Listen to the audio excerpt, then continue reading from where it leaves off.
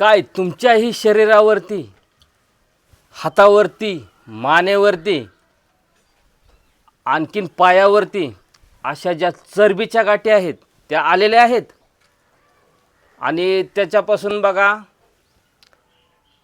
शरीराला दाहकता कुठेही होत नाही, परंतु या चरबीच्या गाठी ज्या आहेत त्या आल्यामुळं आपले शरीर जे आहे ते व्यवस्थित दिसत नाही. तर बघा ह्या गाठी कमी करण्यासाठी आज आपण असा रामबाण आणि जालिम उपाय घेऊन आलेलो आहोत बघा. तर त्याची संपूर्ण माहिती मी या व्हिडिओच्या माध्यमातून देणार आहोत. त्याच्यामुळे काय करायचं आहे, आपला जो व्हिडिओ आहे तो शेवटपर्यंत पाहायचा आहे, कुठेही स्किप करायचा नाही, जेणेकरून संपूर्ण माहिती जी आहे ती तुम्हाला समजली पाहिजेत. त्याच्यामुळे व्हिडिओ जो आपला आहे तो शेवटपर्यंत पाहायचा आहे. तर नमस्कार भावा बहिणींनो, पुन्हा एकदा स्वागत आहे माझ्या आयुर्वेदिक आणि माहितीपूर्ण अशा व्हिडिओमध्ये.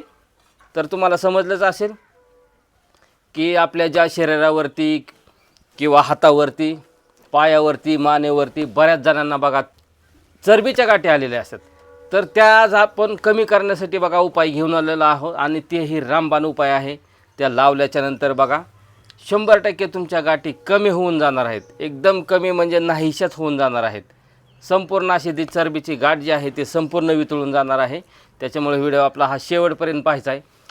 तर ही जी त्वचेखालची आपली जी गाठ तयार झालेली असते तिला सायंटिफिक भाषेमध्ये किंवा वैद्यकीय भाषेमध्ये तिला लिपोमा असे म्हटले जाते. काय म्हटलं जातं? लिपोमा म्हटलं जातं. तर ही अशी चरबीची लिपोमा गाठ जी आहे ते आपण संपूर्णपणे नाहीशी करणार आहोत. तेही तुम्हाला तर माहितीच आहे की आपल्या ज्या घरगुती वस्तू असतात त्या घरगुती वस्तूपासून आपण जी आहे ही लिपोमा गाठ म्हणजे चरबीची गाठ ती संपूर्ण नाहीशी करणार आहोत.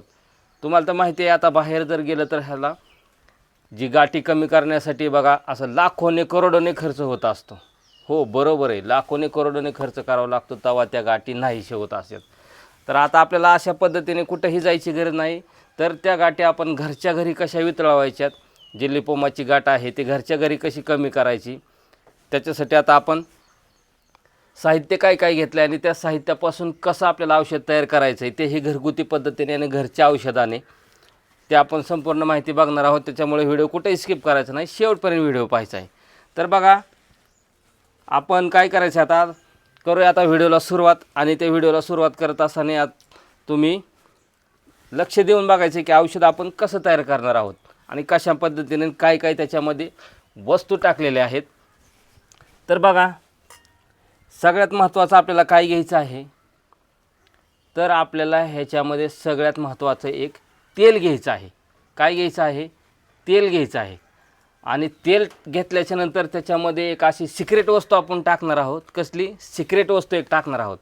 ती सिक्रेट वस्तू काय आहे ते पण आपल्याला पाहायचं आहे. तर ते आपण टाकणार आहोत आणि त्याच्यापासून बघा आपल्याला किती फायदा होणार आहे ते. तर चला मग आता आपण काय करूया की आपला जो व्हिडिओ आहे जे आपण होम रेमेडी म्हणजेच औषध जे तयार करणार आहोत त्याला करूया आता आपण सुरुवात. तर बघू शकता भावा बहिणींनो, आपण सगळ्यात पहिल्यांदा एक तेल घेतलेलं आहे आणि हे तेल काय आहे ते तुम्हाला नंतर सांगतो, हे तेलाची माहिती की हे तेल काय आहे ते. तर आता आपण सध्या हे तेल घेतलेलं आहे आणि साधारणतः आपण 1 ते 1.5 चमचा हे तेल घेतलेलं आहे. आता हे तेल घेतल्याच्या नंतर तुम्ही म्हणता असताना हे तेल कशाचं आहे मी सांगतो, तुम्ही काही काळजी करू नका. त्याच्यानंतर आपण काय घेतलेलं आहे बघा, तर आपण हा कापूर घेतलेला आहे. काय घेतलेला आहे? हा कापूर घेतलेला आहे. तर हा असा शांत आणि संयमी स्वभावाचा हा कापूर असतो. हा असा कापूर घेतलेला आहे बघा आपण.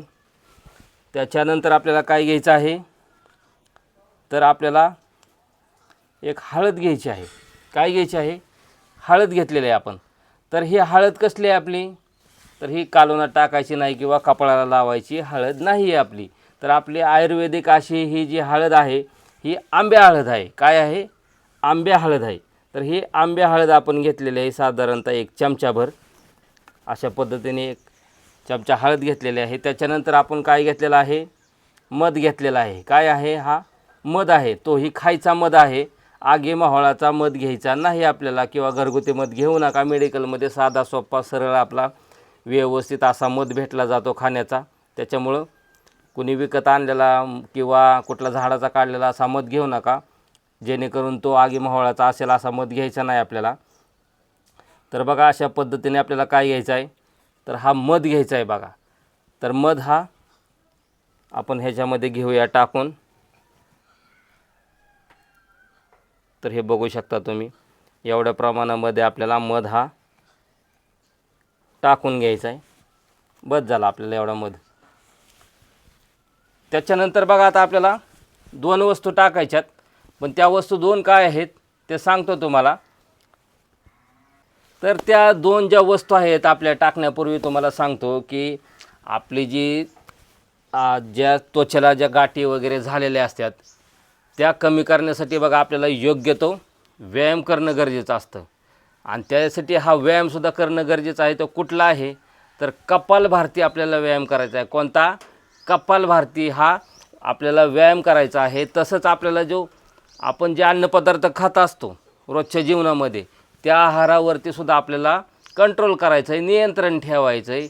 म्हणजेच काय करायचं आहे, एकतर ताजं अन्न खायचं आहे आपल्याला, आणि दुसरं म्हणजे आपले जे अन्न जे प्राशन करत असतो त्याच्यामध्ये मटण, अंडी, मांस अशा गोष्टी आपल्याला टाळायच्यात बघा. मासे वगैरे असे खायचे नाही, जेणेकरून त्या चरबीच्या गाठी आहेत किंवा तेलकट तुपट कुठलंही आपल्याला अन्नपदार्थ खायचं नाही बघा. त्याच्यामुळं काय करायचं आपल्याला, आपला जो आहार आहे तो संतुलित ठेवायचा आहे, म्हणजेच कमी पण करायचा आहे, जेणेकरून आपल्या ज्या चरबीच्या गाठी कमी व्हाव्यात, वाढाव्या नाहीत. अशा पद्धतीने आपल्याला अन्न जे आहे ते अशा पद्धतीने खायचं आहे बघा. तर चला आता आपण काय करूया, आपल्या ज्या दुसऱ्या वस्तू आहेत, 2 वस्तू आपल्याला ह्याच्यामध्ये ॲड करायच्यात, आणि एक सिक्रेट वस्तूचं नाव आपण ठेवलेलं आहे ते पण तुम्हाला सांगणार आहे.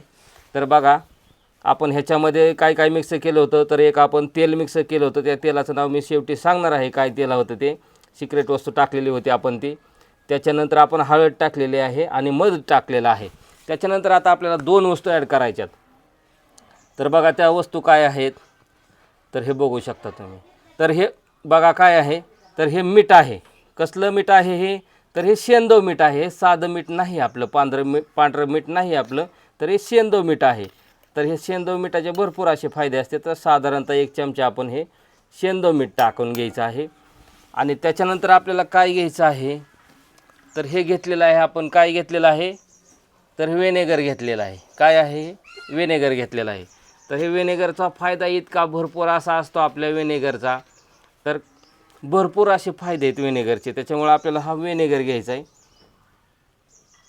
तर घेऊया आपण हे व्हिनेगर.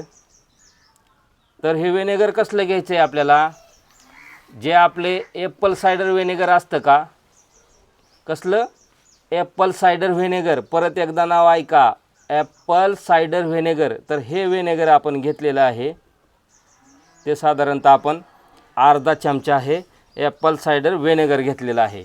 तुम्ही आणखीन कधी नाव ऐकलं नसेल, तुम्ही म्हणताल आता हे कुठे भेटते दादा, तर हे मेडिकलमध्ये, ह्याच्यामध्ये, किराणा मालाच्या दुकानामध्ये, किंवा तुम्ही ऑनलाईनसुद्धा ऑर्डर करू शकता. आणखीन एकदा नाव सांगतो आहे तुम्हाला, ॲपल सायडर व्हिनेगर. तर हे अशा पद्धतीने आपण घेतलेले आहे.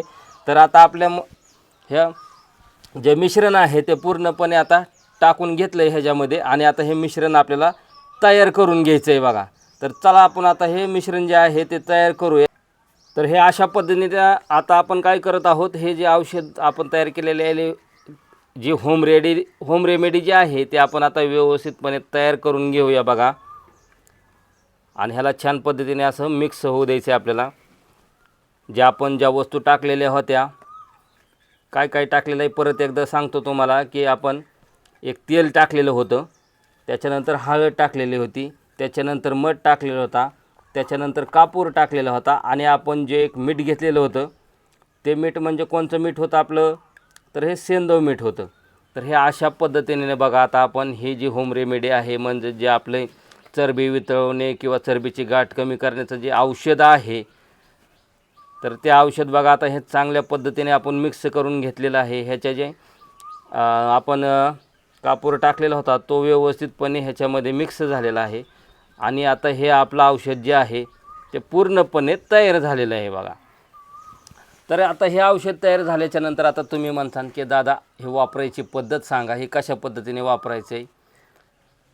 तर बघा हे जे आपलं औषध आहे तर सगळ्यात महत्त्वाचं पहिल्यांदा सांगतो तुम्हाला की आपण ह्याच्यामध्ये जे तेल वापरलं होतं, तर हे तेल कसलं होतं? खोबरेल तेल नव्हतं, गोड तेल नव्हतं किंवा राईचं तेलसुद्धा नव्हतं. मग तुम्ही म्हणता दादा हे तेल कसलं होतं? लवंग तेल होतं का? तर लवंग तेलसुद्धा नव्हतं. तर आपलं जे हे तेल वापरलेलं होतं आपण, तर हे एरंडेल तेल होतं. कसलं होतं? एरंडेल तेल होतं. आपल्याला एरंडेलचंच तेल घ्यायचं आहे. जे एरंडेल येतं बघा, कुठंही उगवलेलं असतं आणि त्याच्या बिया असतात, त्याच्यापासून तेल निर्माण केलेलं असतं. आता तुम्ही म्हणसान ते कुठं भेटतं? तर ते सुद्धा मेडिकलमध्ये किंवा किराणा मालाच्या दुकानामध्ये हे सहजपणे उपलब्ध होतं. तर असं हे एरंडेल आपण तेल टाकलेलं होतं. तर आता तुम्ही म्हणसान दादा मग ह्याची वापरण्याची पद्धत कशी आहे? तर बघा, तुम्ही सकाळ दुपार संध्याकाळ केव्हाही हे जे आपण मिश्रण तयार केलेलं आहे, तर हे मिश्रण काय करायचं आहे? साधारणतः तुम्हाला हातावरती गाठ असेल किंवा पायावरती असेल, मानेवरती असेल, तर काय करायचं आहे? हे जे मिश्रण आहे ते आपल्याला काय करायचं आहे? तर हे अशा पद्धतीने जिथं गाठ आहे त्या ठिकाणी बघा आपल्याला हे अशा पद्धतीने लावून घ्यायचे. ज्या ज्या ठिकाणी आपल्या गाठ असेल चरबीची, ते अशा ठिकाणी आपल्याला लावायचं आणि ते तसंच ठेवून द्यायचं आहे आपल्याला. साधारणतः 10-15 मिनिट किंवा अर्धा तास झालं, जेवढा वेळ तुम्ही ठेवचाल तेवढं हे चांगलं आहे. त्याच्यामुळे तुम्ही जास्तीत जास्त ही जी मिश्रण आहे ते ठेवण्याचा प्रयत्न करायचा आहे आणि त्याला पुसायचं वगैरे काय नाही आणि त्याला मालिश वगैरे किंवा चोळसान तुम्ही, तर असं काही करायचं नाही. फक्त आपल्याला काय करायचं आहे की असं आपल्याला हे ज्या मिश्रणामध्ये बोट बुडवायचं आहे आणि त्या ठिकाणी फक्त हे लावायचं आहे. असं घासा चोळायचं नाही किंवा दाबायची नाही गाठी. फक्त काय करायचं आहे, एकदम स्लोली, एकदम हळू फक्त हे मिश्रण आपल्याला त्या गाठीवरती लावायचं आहे बघा. तर अशा पद्धतीने हे तेल तुम्ही सकाळ आणि दुपार आणि संध्याकाळ जे हे तयार केलेले होम रेमेडीचं जे औषध आहे ते अशा पद्धतीने लावायचं आहे. तर तुम्ही म्हणता आता ही गाठ किती दिवसात वितळते? तर ही गाठ बघा आपली 21 दिवसात पूर्णपणे नाहीशी होते. किती? 21 दिवसात पूर्ण नाहीशी होते. त्याच्यामुळं काय करायचं आहे आपल्याला? तर हे पूर्ण 21 दिवस लावायचं आहे आणि ज्यांची 21 दिवसपर्यंत बी वितळली नाही त्यांनी थोडे दिवस आणखीन लावायचं आहे. लगेच हार मानायची नाही. तूप खाल्लं की रूप कुणालाही येत नसतं. प्रत्येकाची त्वचा वेगळी असते, शरीर वेगळं असतं. त्याच्यामुळं हा जो उपाय आहे तो सतत करत राहायचा आहे. त्याच्यामुळं संपूर्णपणे तुमची जी शरीरावरची, हातावरची, पायावरची, मानेवरची जी गाठ आहे ते पूर्णपणे वितळून जाणार आहे बघा. तर भावा बहिणींनो, मी ज्या पद्धतीने हे जे औषध तयार केलं, होम रेमेडी जे आहे आपली आयुर्वेदिक, घरच्या घरी आपल्या न खर्चिक, म्हणजेच आपण थोडेसेही पैसे न खर्चता किंवा 10-20 रुपये जातील एवढ्यामध्येच आपलं औषध तयार होतं आहे.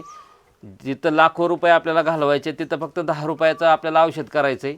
तर अशा पद्धतीने हे औषध तयार करा आणि तुमच्याही शरीरावरच्या, मानेवरच्या, हातावरच्या, पायावरच्या जी चरबीच्या गाठी निर्माण झालेल्या आहेत त्या पूर्णपणे नाहीशा करायच्यात. तर भावा बहिणींनो, आपण जे हे तयार केलेलं औषध जर तुम्हाला आवडलं असेल तर नक्कीच आपल्या व्हिडिओला लाईक करायची, कमेंट करायची आणि सगळ्यात महत्त्वाचं म्हणजे तर आपल्याला कमेंट करून सांगायचे की हा जो माझा व्हिडिओ आहे तो आपल्या कोणत्या गावातून तुम्ही पाहत आहात ते संपूर्ण मला कमेंट करून सांगायचं आहे, जेणेकरून मलाही समजेल की माझा व्हिडिओ कुठपर्यंत पोचला आहे. तर भावा बहिणींनो, चला भेटूया अशाच नवीन माहितीपूर्ण आणि आयुर्वेदिक आपल्या व्हिडिओमध्ये. तोपर्यंत धन्यवाद.